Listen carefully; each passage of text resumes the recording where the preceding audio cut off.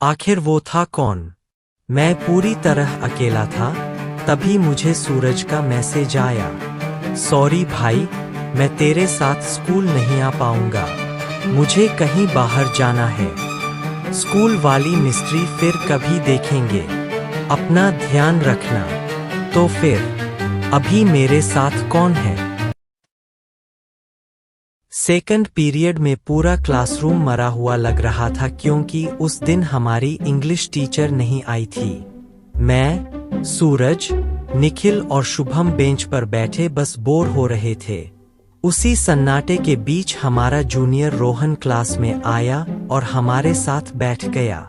वो जानबूझकर पागल जैसा करने लगा ताकि हम हंसे, और सच बोलूं तो हम हंस भी पड़े।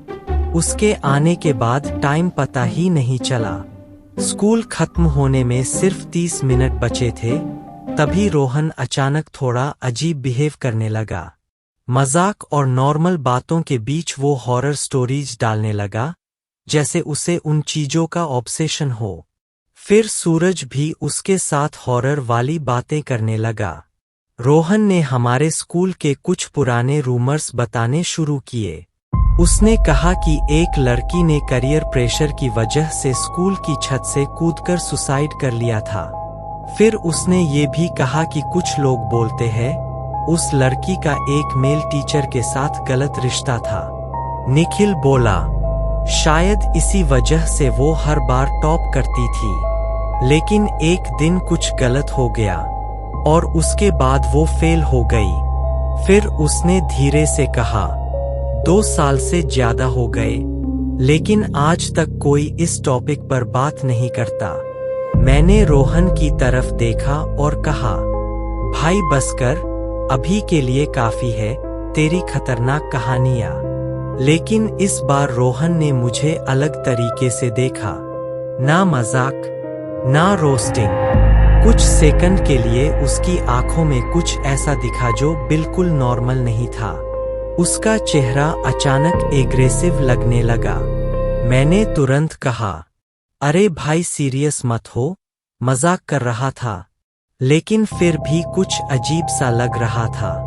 निखिल फिर बोला, मैंने भी ये रूमर्स सुने हैं। कुछ स्टूडेंट्स तो बोलते हैं कि रात में स्कूल के अंदर मत जाना। वो लड़की की आत्मा अभी भी यही है, बदला चाहती है। यहाँ तक कि प्रिंसिपल भी रात में ज्यादा देर स्कूल में नहीं रुकता। शायद वो सही बोल रहा था। पूरा ग्रुप 1 मिनट तक चुप हो गया। तभी सूरज अचानक बोला, क्यों ना पता करें कि ये सब सिर्फ अफवाह है या सच में स्कूल में कुछ छुपा हुआ है।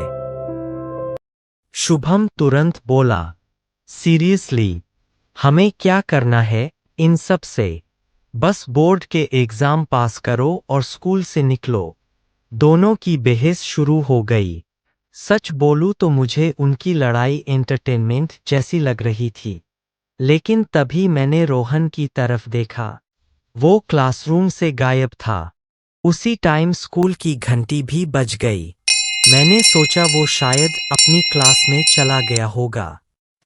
हम लोग हॉलवे से जा रहे थे और वो दोनों अभी भी बहस कर रहे थे। लेकिन उसी बीच मुझे अचानक एहसास हुआ, रोहन कहीं दिखाई ही नहीं दे रहा था। एक सेकंड के लिए अजीब लगा, लेकिन मैंने इग्नोर कर दिया। घर जाते वक्त भी सूरज और निखिल की बहस बंद नहीं हुई। लेकिन अब वो फनी नहीं लग रही थी। ऐसा लग रहा था जैसे कोई उन्हें जबरदस्ती उस टॉपिक पर बात करवाए जा रहा हो। मैंने दोनों को रोका और कहा, बस करो दोनों। निखिल गुस्से में शॉर्टकट लेके घर चला गया। शुभम उसे शांत करने उसके पीछे चला गया। फिर सूरज ने मेरी तरफ देखा और पूछा, हर्षिल, तू मेरे साथ चलेगा या उनके जैसे ही? सूरज मेरा सबसे पुराना दोस्त था, इसलिए मैंने हाँ कर दी। हाँ भाई, मैं चलूंगा। उसके चेहरे पर हल्की सी इमोशनल स्माइल आई, जैसे वो अंदर ही अंदर बोल रहा हो, सब चले जाए तो जाए, मेरा भाई अभी भी मेरे साथ है। उसने कहा रात 12 बजे मिलेंगे, क्योंकि उस टाइम स्कूल पूरा शांत रहता है। टेंशन मत ले, मैं तेरे घरवालों को संभाल लूंगा। मैंने कहा, ठीक है भाई, 12 बजे मिलते हैं। फिर वो चला गया। लेकिन घर जाते वक्त मैंने स्कूल गेट के बाहर रोहन को खड़े देखा। वो बस मुझे घूर रहा था।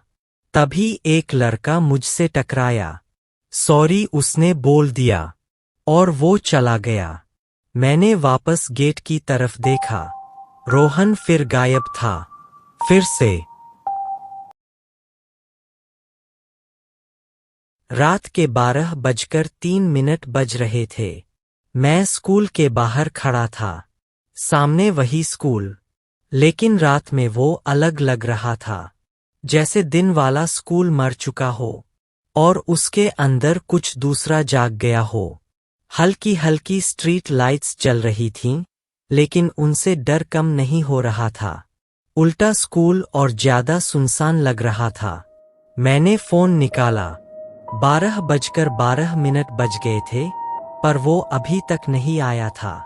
मैंने फोन निकाला और टाइम पास करने के लिए इंस्टाग्राम खोल लिया।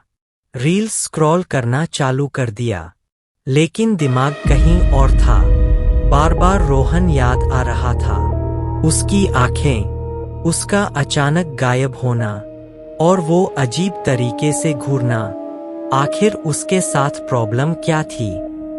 मैं अभी सोच ही रहा था कि अचानक किसी ने पीछे से कंधे पर हाथ रखा। मैं डर के पीछे मुड़ा। सामने सूरज खड़ा था, हंस रहा था।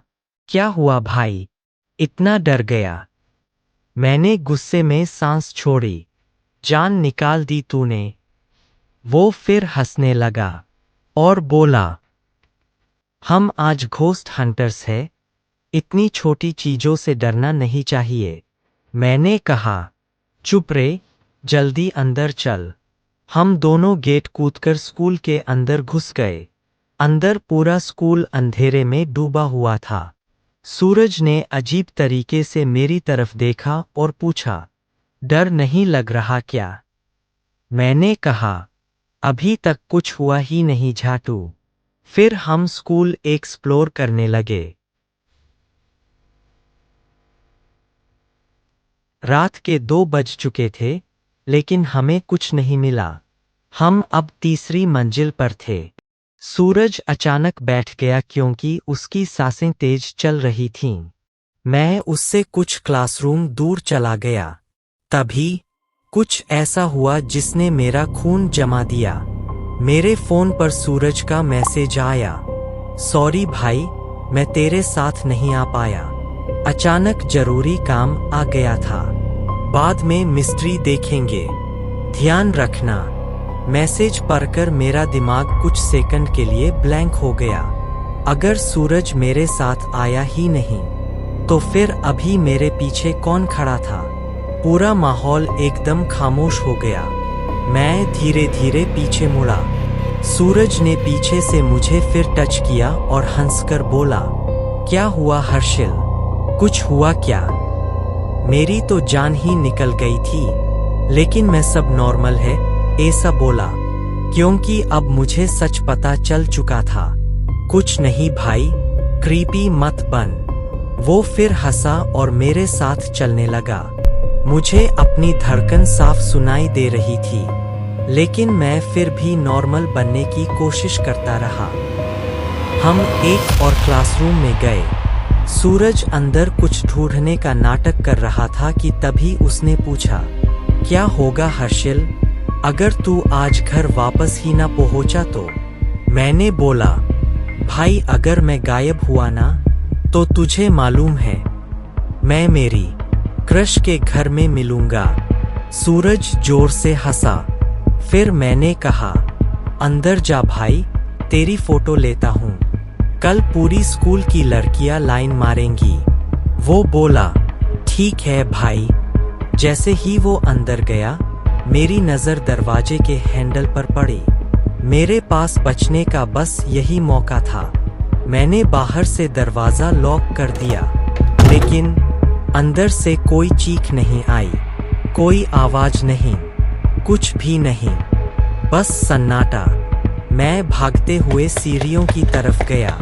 मैं सेकंड फ्लोर पर पहुंचा, लेकिन जितना नीचे भागता उतनी बार वापस उसी फ्लोर पर आ जाता। 3 बार ट्राई किया, फिर भी वही फ्लोर। अब मेरी सांस तक नहीं निकल रही थी। आखिरी में मैंने रिस्क लिया और सेकंड फ्लोर से कूद गया। मेरे पैर में जोर का झटका लगा, लेकिन मैं ग्राउंड फ्लोर पहुंच गया। मैं बस जिंदा बचना चाहता था। मैं गेट कूदकर बाहर निकल गया, लेकिन बाहर से जब मैंने उस क्लासरूम की तरफ देखा, जो दरवाज़ा मैंने लॉक किया था वो खुला हुआ था। मैं बिना पीछे देखे घर भाग गया। अगले दिन वही क्लासरूम, वही दोस्त, वही सन्नाटा, लेकिन इस बार सबके चेहरे बदले हुए थे। सूरज बार बार पूछ रहा था, भाई इतना सीरियस क्यों हो रहा है?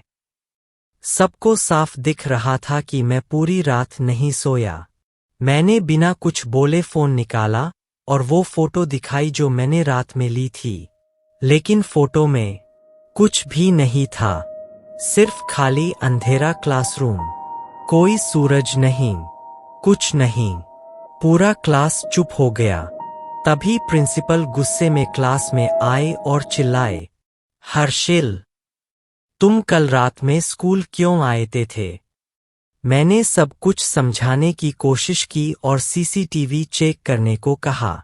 प्रिंसिपल ने रिकॉर्डिंग दिखाई, फिर गुस्से में बोले, क्या तुम पागल हो? तुम पूरी रात स्कूल में अकेले खुद से बातें कर रहे थे। मैं कुछ बोल ही नहीं पाया। तभी सूरज खड़ा हुआ और बोला, सर, हर्षिल इनोसेंट है। शायद वो रोहन की फैलाई हुई अफवाहों से डर गया। बाकी सब भी सूरज की बात मान गए, लेकिन तभी पूरी क्लास के चेहरे जम गए। प्रिंसिपल धीरे से बोले, तुम लोगों का दिमाग खराब है क्या? रोहन पिछले 3 महीने से स्कूल आया ही नहीं। उसका एक्सीडेंट हुआ था, वो तब से कोमा में है। पूरा क्लासरूम खामोश हो गया। आखिर उस दिन हमारे साथ आखिर था कौन?